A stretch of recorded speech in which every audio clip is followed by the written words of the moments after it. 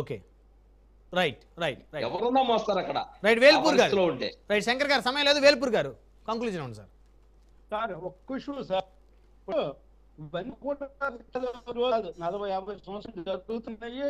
ఇట్లా ముద్రగడ నాభం గారికి మళ్ళీ కన్నాలేషన్ కానీ పార్లమెంట్ గారు కానీ బొత్స గారు కానీ వీళ్ళందరూ కూడా కాంగ్రెస్ లో ఉండే వీళ్ళందరూ కూడా బలైపోయిన వ్యక్తులే. ఇదంతా సీక్రెట్ ఇష్యూ.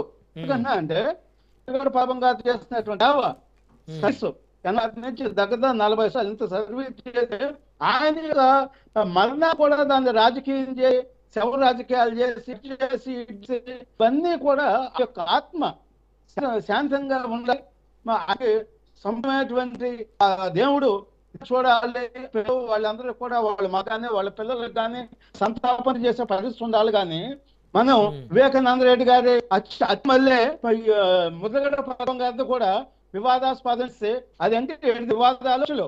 కానీ ఇక ఆయన మామూలుగా చనిపోతే కూడా దాన్ని పెద్ద ఎత్తున దాన్ని వివాదం చేసి రాజకీయ కోసం ఓట్ల కోసం చేయడం కరెక్ట్ డిబేట్ చేసేటప్పుడు చనిపోయినటువంటి వ్యక్తిని గౌరవం పెంచాలి తప్పితే ఆ వ్యక్తి కుటుంబంలో ఉన్న ఏమన్నా చిన్న ఉంటే పెద్దగా కూడా ఛానల్స్ లో మాట్లాడడం కూడా కరెక్ట్ కాదు.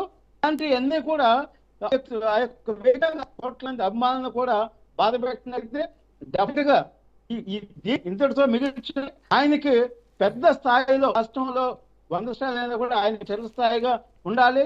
వీళ్ళు ఎన్ని మోసాలు చేసి ఎన్ని రకాల కొట్టేసినా ఆయనకు వచ్చినంత నష్టమేం లేదు. ఆయన రాష్ట్రంలో చాలా ఉన్నత స్థాయి ఉంటుంది. Right right right.